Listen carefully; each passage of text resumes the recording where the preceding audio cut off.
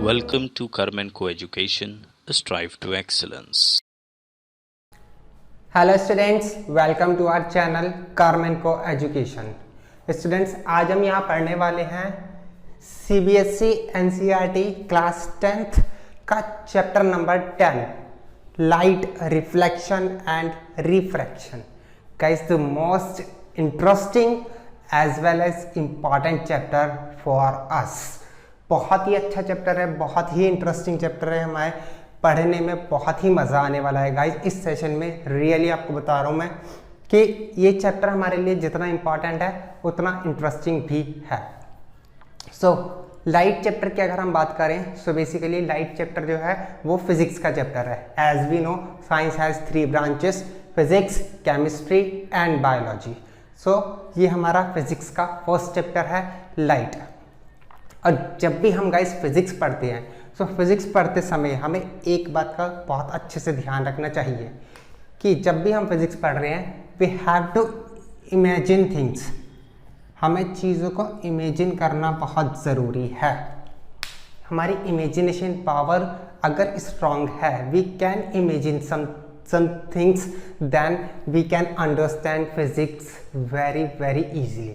बहुत आसानी से हम फिजिक्स को समझ सकते हैं गाइस, बहुत सिंपल होती है। हम फिजिक्स का कोई भी चैप्टर ले लें, चाहे आप लाइट की बात करो, चाहे आपने लास्ट ईयर पढ़े हुए फोर्स और मोशन या व्हाटएवर, किसी भी चैप्टर की अगर हम फिजिक्स में बात करें, तो अगर हम चीज़ों को थोड़ा सा इमेजिन करना शुरू कर दें तो हमारे लिए फिजिक्स बहुत इंपॉर्टेंट होगी।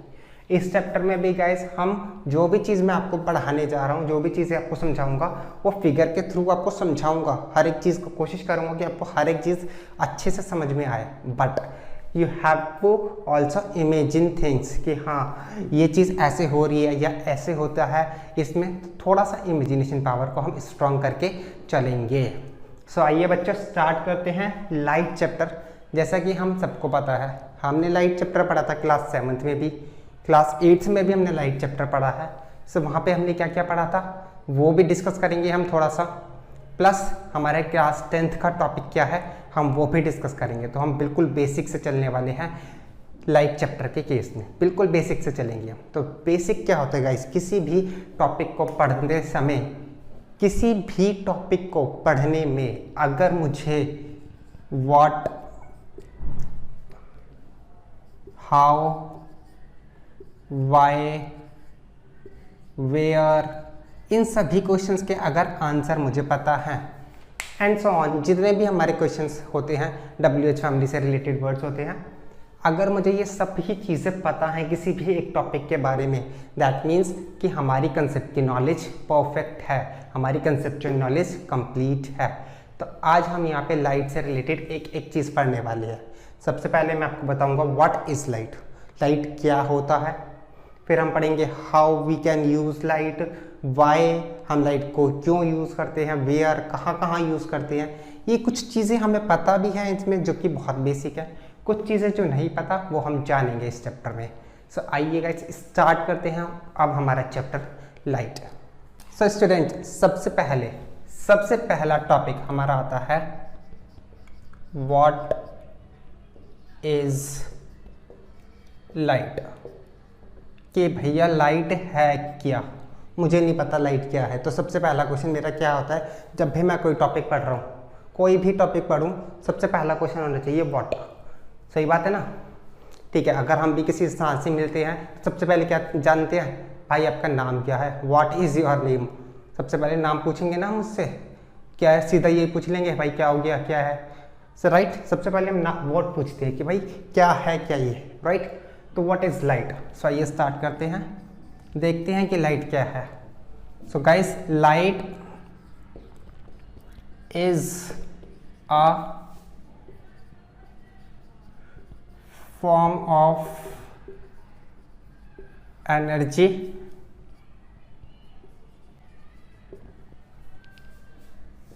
that enables us to see objects। So बच्चों, क्या लिखा मैंने, light is a form of energy. Light एक एनर्जी का फॉर्म होता है, एक एनर्जी का एक रूप है that enables us to see objects, जिसकी वजह से हम क्या कर पाते हैं, अपने आसपास के ऑब्जेक्ट्स को देख पाते हैं। अब ये बात मैं आपको क्यों कह सकता हूँ, क्यों, आप देख लीजिए, अपने घर की लाइट्स को स्विच ऑफ कीजिए, क्या आप अपने आसपास की चीज़ों को देख पाओगे? नहीं देख पाएंगे ना हम अपने आसपास की चीज़ों को। तो हम क्या लिख सकते हैं, enables us to see objects around us. तो ये वर्ड भी थोड़ा इंपॉर्टेंट है हमारे लिए, अराउंड अस, क्योंकि ऑब्जेक्ट्स तो हम कोई भी ऑब्जेक्ट देख सकते हैं, बट कौन से, जो हमारे आसपास के ऑब्जेक्ट्स हैं, केवल उन्हीं की बात करेंगे। अब यहाँ से मैं लंदन के ऑब्जेक्ट्स को नहीं देख पाऊंगा, वी ऑल नो, क्योंकि बहुत ज़्यादा डिस्टेंस है। तो हम आसपास के ऑब्जेक्ट्स की बात करते हैं कि अगर मैं अपने घर की लाइट, अपने कमरे की लाइट को स्विच ऑफ कर दूँ तो क्या मैं अपने आसपास की चीज़ों को देख पाऊँगा? आप में से कुछ का आंसर शायद हो यस, बट यस हम केवल बोल सकते हैं in day time. Day time में हम यस अपने आसपास की चीज़ों को देख सकते हैं after switching the light, switch off the light also. Why? Because there is also a source which is sunlight. Sunlight एक सोर्स है जिसकी वजह से हम चीज़ों को देख सकते हैं, सनलाइट हमें मिलती है। But at the night time, night में क्या होता है, अगर हम अपने रूम की लाइट को स्विच ऑफ कर दें, क्या मुझे कुछ दिखेगा? No. So light is so important for us to see objects. Without light we can't see anything. बिना लाइट के हम कोई भी ऑब्जेक्ट नहीं देख सकते। तो हमने बस वही लाइन लिखी है कि भैया लाइट एक एनर्जी का ऐसा फॉर्म है जिससे हम आसपास की चीज़ों को देख सकते हैं। इतनी बात हमें समझ में आ गई होगी। अब बात करते हैं, अब यहीं पे हमने एक वर्ड यूज़ किया है गाइस। इस आंसर में हमने एक सिंगल वर्ड ऐसा है जो यूज़ किया है जिसका मतलब हमें जानना है। अब वो क्या है? ऑब्जेक्ट्स। मैंने ये तो बोल दिया कि लाइट एनर्जी का एक ऐसा फॉर्म है जिससे हम अपने आसपास के ऑब्जेक्ट्स को देख सकते हैं, बट ये ऑब्जेक्ट्स होते कौन से हैं, कितने टाइप के होते हैं ऑब्जेक्ट्स, और वो फिर हम कैसे कैसे देख सकते हैं, फिर हम पढ़ेंगे how we can see objects, right. So उससे पहले हम ऑब्जेक्ट्स के बारे में और पढ़ते हैं कि ऑब्जेक्ट्स कितने टाइप के होते हैं। सो ऑब्जेक्ट्स गाइस बेसिकली होते हैं दो टाइप के। ऑब्जेक्ट्स जो होते हैं हमारे वो दो टाइप के होते हैं। कौन कौन से? एक होता है ल्यूमिनस ऑब्जेक्ट्स और एक होते हैं नॉन ल्यूमिनस ऑब्जेक्ट्स, राइट। कौन कौन से? Luminous objects and non luminous objects. Now पढ़ते हैं कि ल्यूमिनस ऑब्जेक्ट्स क्या हैं। ल्यूमिनस ऑब्जेक्ट्स वो ऑब्जेक्ट्स होते हैं the objects which have their own light. The objects which have their own light, जिन ऑब्जेक्ट्स के पास अपनी खुद की लाइट होती है। सो ल्यूमिनस ऑब्जेक्ट्स जिनके पास अपनी खुद की लाइट होती है, और एग्जाम्पल्स उसके कौन कौन से ऐसे ऑब्जेक्ट्स हैं? Just light, sun, electric bulb, candle,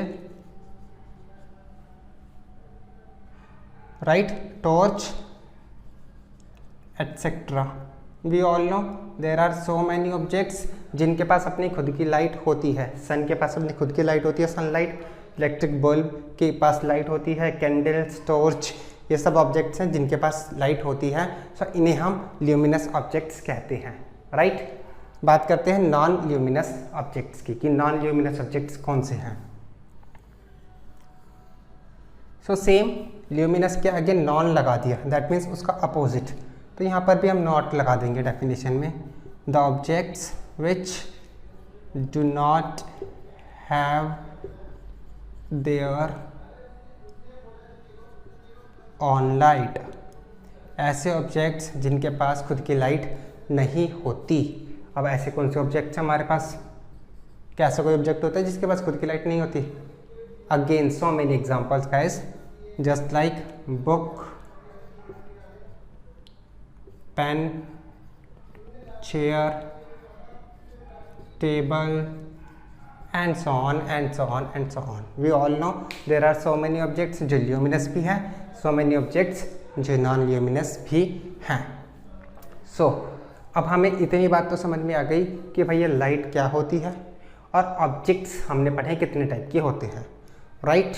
अब हम क्या पढ़ने वाले हैं, हमने यहीं पे देखा था इसी आंसर में कि लाइट क्या करती है, लाइट की वजह से हम अपने आसपास के ऑब्जेक्ट्स को देख पाते हैं।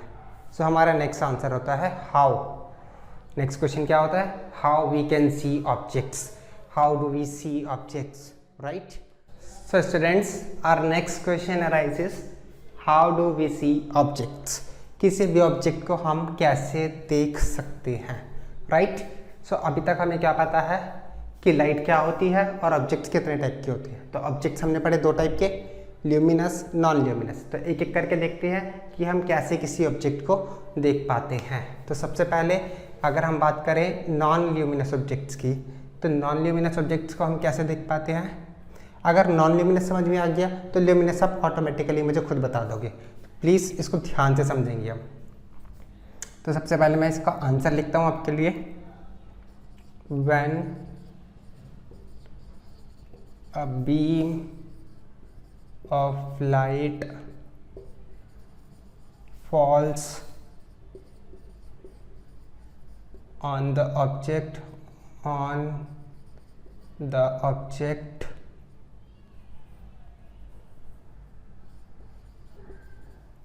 from a source, it gets reflected in all the directions. It gets reflected in all the directions, and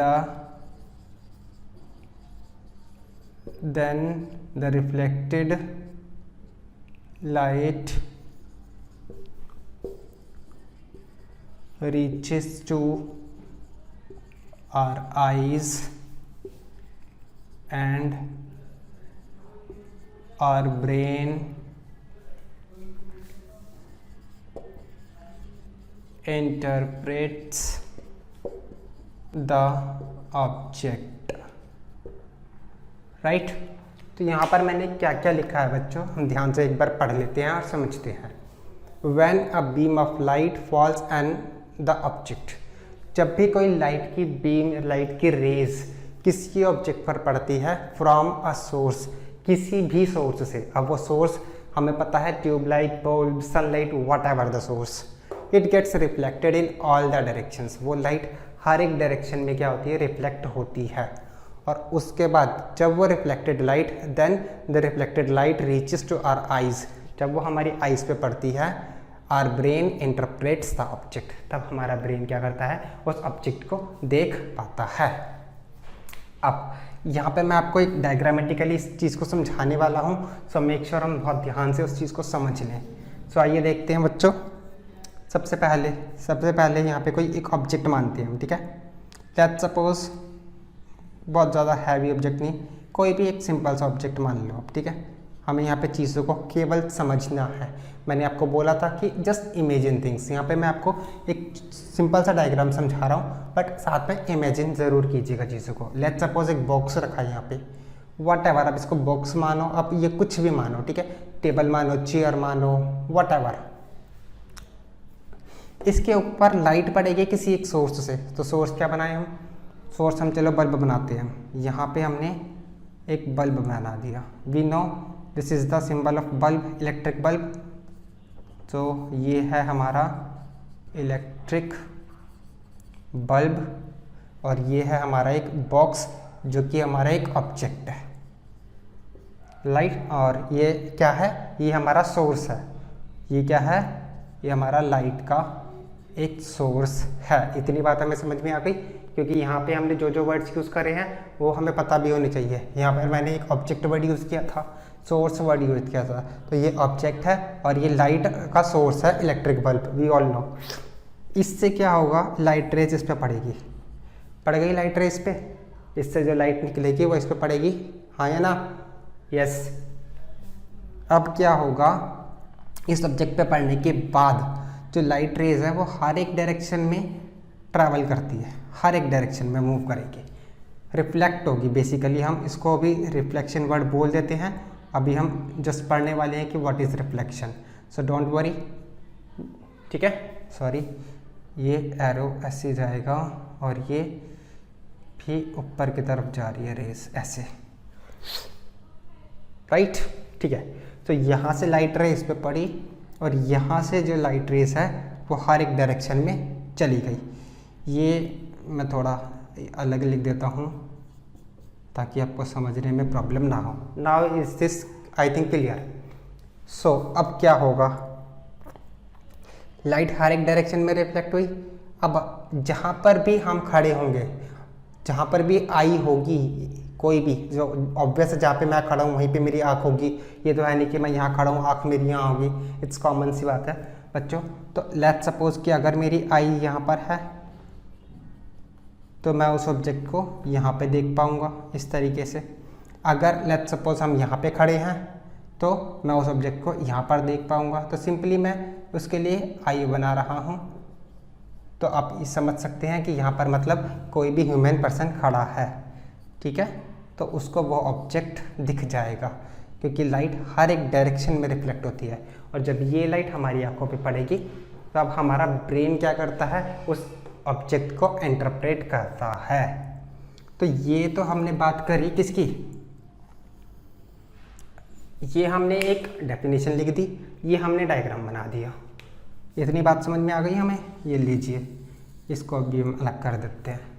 अब यहाँ पर मैं क्या करने वाला हूँ, इसी आंसर का एक बहुत ही शॉर्ट डिस्क्रिप्शन लिखने वाला हूँ। और वो शॉर्ट डिस्क्रिप्शन इस तरीके का होगा जिससे कि आप इस डेफिनेशन को अपने वर्ड्स में जैसे मर्जी बनाओ। अगर आपको वो डिस्क्रिप्शन याद है तो, अगर वो समझ में आया तो, राइट। तो सबसे पहले हम वो डिस्क्रिप्शन लिखते हैं बच्चों। तो सबसे पहला काम होता है सोर्स ऑफ लाइट। सेकंड होता है सोर्स ऑफ लाइट कहाँ पड़ेगी, ऑब्जेक्ट पर पड़ेगी। ऑब्जेक्ट पर पड़ने के बाद वो लाइट रिफ्लेक्ट होगी। रिफ्लेक्ट होने के बाद वो हमारी आईज पर पड़ती है और फाइनली वो ब्रेन के पास जाती है। सो ये है हम how do we see any object, किसी भी ऑब्जेक्ट को देखने का a very simple and short description. सबसे पहले किसी सोर्स से लाइट जनरेट होती है, वो ऑब्जेक्ट पे पड़ती है, ऑब्जेक्ट पे पड़ने के बाद वो रिफ्लेक्ट होती है, रिफ्लेक्ट होने के बाद वो हमारी आइज़ पे पड़ेगी और देन हमारा ब्रेन उस ऑब्जेक्ट को इंटरप्रेट करता है। क्या यहाँ तक मुझे बात क्लियर है? बात कर रहे थे हम ऑब्जेक्ट्स की, तो ये हमने केसेस जो पढ़े हैं ये नॉन ल्यूमिनस का केस है। ये कौन सा केस है? नॉन ल्यूमिनस ऑब्जेक्ट का। कि किसी सोर्स से लाइट उस पर पड़ी देन हमारी आंखों पे पड़ेगी। अगर हम तो इसमें रिफ्लेक्शन का प्रोसेस यूज़ हुआ। इन केस अगर मैं ल्यूमिनस ऑब्जेक्ट्स की बात करूं तो उसके लिए तो हमें ज़रूरत ही नहीं है ना, इसकी लाइट खुद ही पड़ जाएगी मेरी आँख पे, ये खुद ही अपनी लाइट एमिट कर रहा है। तो ल्यूमिनस ऑब्जेक्ट के केस में the source emits the light and that light when reaches to our eyes we can see objects. सीधी सी बात है कि जो ल्यूमिनस ऑब्जेक्ट्स होते हैं वो अपनी लाइट खुद ही एमिट करते हैं, तो वो डायरेक्ट हमारी आइज़ पर पहुंच जाएगी। बट नॉन ल्यूमिनस ऑब्जेक्ट्स के केस में किसी सोर्स की ज़रूरत मुझे पड़ेगी तभी मैं ऑब्जेक्ट को देख सकता हूँ, राइट। सो अगर हमें इतनी बात क्लियर है तो बच्चों प्लीज़ इसको जल्दी से नोट करो और फिर हम चलते हैं अपने नेक्स्ट टॉपिक की तरफ, right, which is nature of light. Light का नेचर कैसा होता है, ठीक है। So students, our next topic is nature of light. Light का नेचर कैसा होता है, लाइट कैसे बिहेव करती है, राइट। सो बच्चों मैं आपको बता दूं, लाइट के दो नेचर होते हैं। लाइट हैज़ डुअल नेचर, और ये डुअल नेचर का मतलब क्या है? दो, मतलब डबल। डबल नेचर होते हैं लाइट के। लाइट दो तरीक़ों से बिहेव करती है। अब वो दो तरीके कौन कौन से होते हैं? पहला तरीका होता है light behaves as particle, light behaves as particles, particle की तरह बिहेव करती है लाइट, राइट। सो यहाँ पर तो हम लिखेंगे, तो इसको मैं ऊपर लिख देता हूँ आपके लिए, इसका मतलब इट्स डबल, राइट। सो बच्चों, लाइट के दो नेचर होते हैं। अब लाइट पार्टिकल की तरह कैसे बिहेव करती है, हम उस पर थे ना कि light behaves as a particle. तो जब भी हमने देखा होगा कि कोई भी लाइट किसी भी सोर्स से जब निकलती है, चाहे वो सनरेज हो, चाहे वो ट्यूबलाइट हो, कुछ भी हो, सनरेज जब आती है तो उसके अंदर छोटे छोटे पार्टिकल्स दिखती है। जब भी सनलाइट किसी होल से निकलती है तो हमें दिखता है छोटे छोटे पार्टिकल्स होते हैं उसमें। So light behaves as a particles. अब टॉर्च के अंदर भी देख सकते हो, जब हम किसी भी टॉर्च को ऑन करते हैं तो उसके अंदर से जो लाइट निकलती है वो कैसी होती है, छोटे छोटे पार्टिकल्स की फॉर्म में होती है। और उन पार्टिकल्स को हम क्या बोलते हैं, उन पार्टिकल्स का नाम होता है फोटॉन्स। तो हम यहाँ पे क्या लिखते हैं, हम लिख सकते हैं light is composed of particles, और ये पार्टिकल्स बहुत ज़्यादा स्मॉल टाइनी होते हैं, तो compose of tiny particles you can also say, अगर आप लिखना चाहो तो। बाकी ये टॉपिक ऐसा है कि हमें एग्जाम में तो लिखने के लिए आने वाला है नहीं। Called photons, right. इन पार्टिकल्स को हम क्या बोलते हैं, फोटॉन्स। आपने देखा भी होगा जब भी सनराइज निकलती है तो उसमें छोटे छोटे पार्टिकल्स हमें दिखते हैं, राइट। सो इन पार्टिकल्स को हम फोटोन बोलते हैं एंड दे ट्रैवल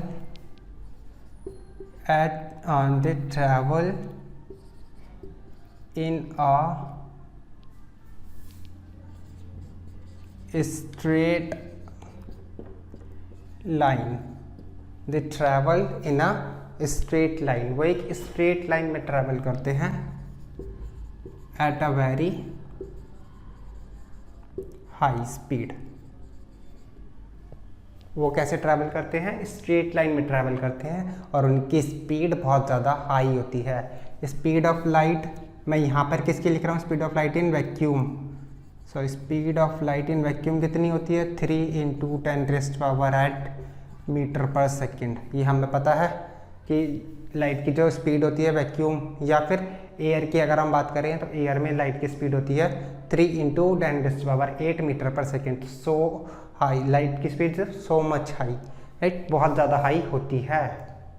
सो हमने पढ़ा light is compose of particles called photons travel in a straight line at very high speed, जो कि स्पीड है 3 × 10⁸ मीटर पर सेकेंड।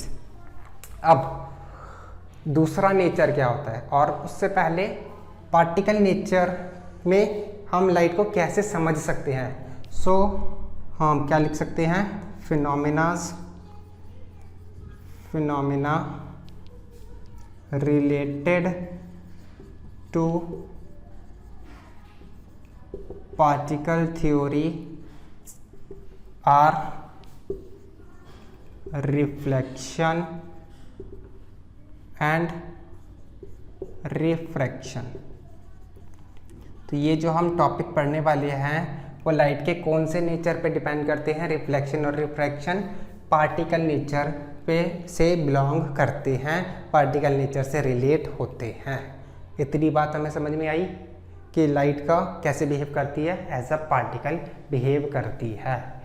इसके अलावा भी लाइट का एक बिहेवियर होता है बच्चों, वो क्या होता है, light behaves as a wave. Light जो है वो वेव्स की तरह भी बिहेव करती है। अब वेव्स की तरह कैसे बिहेव करती है, वेव्स की तरह बिहेव करने में कौन कौन से फिनोमेनाज अटैच्ड होते हैं, सो वो सब अभी हमारे कोर्स में नहीं है। हम हायर स्टडीज़ में, अगर 11th-12th में आप में से जो स्टूडेंट्स साइंस सेट लेंगे वो हम पढ़ेंगे वेव थ्योरी के बारे में। उसमें अभी हम बस एक छोटी सी बात वेव थ्योरी के अंदर पढ़ रहे हैं कि according to wave theory light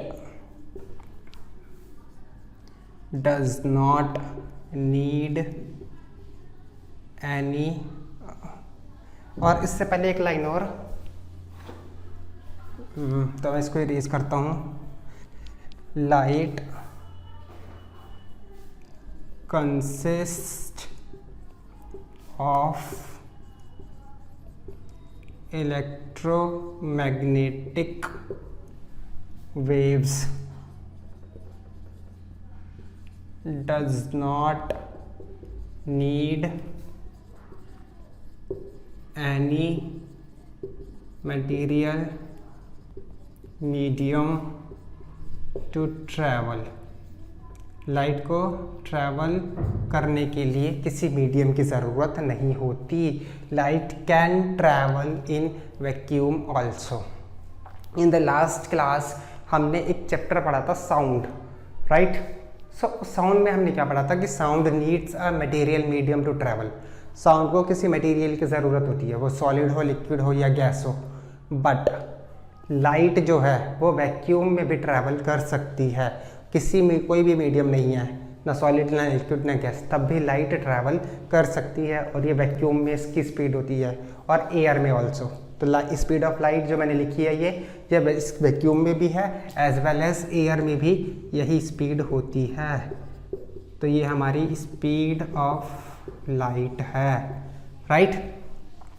तो एज अ वेव्स हम क्या कह सकते हैं लाइट के बारे में कि light consist of electromagnetic waves. Light के अंदर कुछ इलेक्ट्रोमैग्नेटिक वेव्स होती हैं जिसको किसी भी मटेरियल मीडियम की ज़रूरत नहीं होती ट्रैवल करने के लिए, right.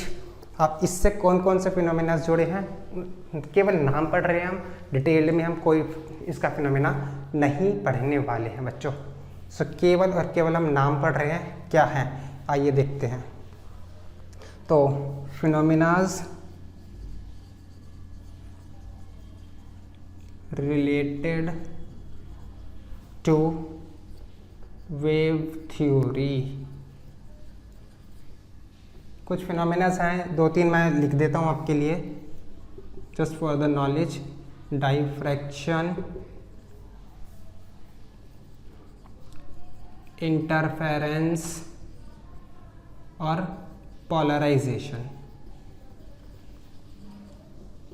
So these are some phenomena, diffraction, interference और पोलराइजेशन, जो केवल और केवल पॉसिबल है जब हम लाइट को एज अ वेव कंसीडर करें। बट अगर हमें रिफ्लेक्शन और रिफ्रैक्शन जैसे फिनोमेना को समझना है तब हमें लाइट को मानना पड़ेगा एज अ पार्टिकल। तो लाइट केवल पार्टिकल नहीं होती, light is not only behaves as a wave, light has both the nature, particle और wave, depending on the situation कि हम किस सिचुएशन में उसको यूज़ कर रहे हैं, हमें लाइट को वही चीज़ मानना पड़ेगा। अगर हमें रिफ्लेक्शन और रिफ्रैक्शन पढ़ना है, हमें मानना पड़ेगा कि भैया लाइट पार्टिकल के रूप में बिहेव करती है। बट अगर हम ये इनमें से कोई भी टॉपिक्स पढ़ रहे हैं, कोई भी फिनोमेना जानना चाहते हैं कि डाइफ्रैक्शन क्या है, इंटरफेरेंस क्या है, तो हमें मानना पड़ेगा कि भैया लाइट क्या है, वेव की तरह बिहेव करती है। इतनी बात हम पढ़ेंगे और अब हम इसके बाद रिफ्लेक्शन और रिफ्रैक्शन जो हमारा टॉपिक है वो स्टार्ट करेंगे। बट उससे पहले हमने एक बहुत छोटी सी चीज़ हमने पढ़नी है। क्या मैंने यहाँ पर एक लाइन लिखी है जो कि आप लोगों ने पता नहीं गौर किया या नहीं। और गाइज मैं आपको एक चीज़ बता दूँ स्टूडेंट्स कि मैं यहाँ पर कुछ भी लिखता हूँ, कोई भी चीज़ मैं यहाँ पर लिखता हूँ, just tell me, just ask me sir why आपने ये चीज़ लिखी, तो क्यों लिखी। अब आप लोगों ने इस पूरी लाइन में, क्योंकि वेव थ्योरी की तो चलो हम बात करेंगे नहीं, अभी वेव थ्योरी की हम बात नहीं करेंगे क्योंकि हायर स्टैंडर्ड का काम है। पार्टिकल थ्योरी में मैंने एक चीज़ लिखी है, क्या सबसे पहले क्या लिखा, light is composed of particles called photons. So आप समझ सकते हो और आपने शायद देखा भी हो कभी कि जब सन की रेज आती है तो उसमें छोटे छोटे पार्टिकल्स दिखते हैं, उनका नाम है केवल फोटोन्स। चलो मान लिया। Travels in a straight line, तो मैं इसको थोड़ा हटा देता हूँ कहीं आपको डाउट ना हो। ये मैंने केवल स्पीड ऑफ लाइट लिखी है, travel in a straight line. कैसे ट्रैवल करते हैं? स्ट्रेट लाइन में। वाई, मैं क्यों मानूं कि स्ट्रेट लाइन में ट्रैवल करते हैं, राइट। सो अब हम यही पढ़ेंगे कि why light travels in a straight line. Although हम ये 7th या 8th में पढ़ चुके हैं, बट आइए एक बार दोबारा से समझते हैं इस टॉपिक को। So before that guys please इसको नोट कीजिएगा। सो स्टूडेंट्स, अब हम पढ़ते हैं why light travels in a straight line. So guys, हमने 7th या क्लास 8th में एक चीज पढ़ी थी, that is rectilinear propagation of light, right. पढ़ा था हमने rectilinear propagation of light. Propagation का मतलब ट्रैवल और rectilinear means in a line. Rectilinear means एक लाइन, रेक्टेंगल से समझ में आते हैं ना, लाइन। यस, तो लाइट क्या करती है? Light always travels in a straight line। ये हमने अभी लाइन देखी भी थी, कहाँ पढ़ी थी हमने अभी लाइन? पार्टिकल थ्योरी के अंदर भी हमने यही बात बोली थी कि लाइट जो है एक स्ट्रेट लाइन में ट्रैवल करती है। बट मेरा क्वेश्चन यहाँ पे ये नहीं है कि लाइट कैसे ट्रैवल करती है, मेरा क्वेश्चन है क्यों ट्रैवल करती है स्ट्रेट लाइन में। लाइट को कैसे पता कि यही रास्ता सीधा है? लाइट ऐसे ट्रैवल क्यों नहीं करती, ऐसे ट्रैवल क्यों नहीं करती, लेफ्ट क्यों नहीं जाती, राइट क्यों नहीं जाती, and so on and so on. तो उस चीज को हम समझते हैं। सो गाइस, इस कंसेप्ट को समझने के लिए और इस चैप्टर से रिलेटेड सारे कंसेप्ट को समझने के लिए केवल और केवल एक प्रिंसिपल मैं आपको बताऊंगा, एक स्टेटमेंट लिखूंगा अभी। इस प्रिंसिपल को अगर आप एक्सेप्ट कर लोगे, we can prove each and everything in this chapter। हर एक चीज को हम प्रूव कर सकते हैं। तो स्टेटमेंट क्या है? वो है फॉर्मेट्स प्रिंसिपल। गाइस, एक साइंटिस्ट थे पियरी टी फॉर्मेट, जिन्होंने एक प्रिंसिपल दिया था। वो प्रिंसिपल था light always takes the quickest path to travel from one point to another। क्या होता है? लाइट हमेशा कैसा पाथ लेगा? क्विकेस्ट पाथ लेगा, जो पाथ सबसे जल्दी उसे पहुंचा दे एक पॉइंट से दूसरे पॉइंट के बीच में, राइट। अब क्विकेस्ट पाथ क्या होता है वो हम देखते हैं। क्विकेस्ट पाथ का मतलब जिस पाथ से वो सबसे जल्दी पहुंच जाए, राइट। ऑलवेज, हमेशा। तो हमने दो वर्ड्स पे हम बहुत ज्यादा गौर करेंगे, ऑलवेज और क्विकेस्ट। आई नो मैंने क्या लिखा है यहाँ पे? क्विकेस्ट। मैंने वर्ड यूज नहीं किया, शॉर्टेस्ट यहाँ पर। क्विकेस्ट का मतलब सबसे जल्दी जिस पाथ से मैं पहुंचूंगा। तो लाइट वो वाला पाथ यूज करती है जिससे वो सबसे जल्दी पहुंचेगी एक पॉइंट से दूसरे पॉइंट के बीच में। क्योंकि शॉर्टेस्ट पाथ तो बहुत सारे हो सकते हैं, मतलब जरूरी नहीं है कि जो शॉर्टेस्ट पाथ हो वो क्विकेस्ट भी हो एट ऑलवेज, राइट। ऐसा कब होता है गाइस? बेसिकली सिटीज में हम देखते हैं कि किसी रोड पे अगर ज्यादा ट्रैफिक है तो मैं उस रोड को, और मेरे को कहीं पहुंचना है तो हम घूम के भी चले जाते हैं कई बार। सो ऑब्वियसली नो कि ऑलवेज जो है वो शॉर्टेस्ट पाथ जो है क्विकेस्ट नहीं होता। तो हम हमेशा किसकी बात करते हैं? क्विकेस्ट की बात करते हैं, राइट। ओके, सो अब हम क्या करते हैं? लेट्स सी, एक मैंने पॉइंट लिया ए, एक ये पॉइंट लिया मैंने बी। ए से बी तक जाने में क्विकेस्ट पाथ क्या है जिससे वो सबसे जल्दी पहुंचेगा? क्या ए ऐसे ट्रैवल करेगा कि पहले ए यहां किया, फिर यहां किया, फिर यहां किया, या ए ऐसे ट्रैवल करेगा कि पहले ऊपर गया, सॉरी ऊपर जाएगा नहीं, तो ऐसे किया पहले, फिर ऐसे किया और फिर ऐसे किया? करेगा ऐसे ट्रैवल? नहीं करेगा। उसको पता है ऐसे अगर वो ट्रैवल करता है लाइट तो उसे ज्यादा टाइम लगेगा। इंस्टेड ऑफ दिस, अगर वो ये पाथ यूज करता है which is a straight line, तो स्ट्रेट लाइन तो हम पता है कि जैसे भी बना सकते हैं। सो फिलहाल हम इसे थोड़ा स्ट्रेट ही बना देते हैं, but we all know what is straight lines, so ये हमें पढ़ने की जरूरत नहीं है। ठीक है, ये पाथ उसका क्विकेस्ट होगा जो स्ट्रेट लाइन कनेक्ट कर रही है उन दो पॉइंट्स को। वो पॉइंट्स ऐसे भी हो सकते हैं गाइस, यहाँ पे और यहाँ पे है, so this is also a straight line. We all know कि लाइट यहाँ से यहाँ तक अगर ट्रैवल करना है तो ऐसे जाएगी, ना कि पहले यूं जाएगी और फिर ये जाएगी, राइट। ऐसे ट्रैवल नहीं करेगी कि पहले ए से सी तक गया फिर यहाँ तक गया ना। कैसे ट्रैवल करेगी? डायरेक्ट ए टू बी, जो स्ट्रेट लाइन कनेक्ट कर रही है उससे।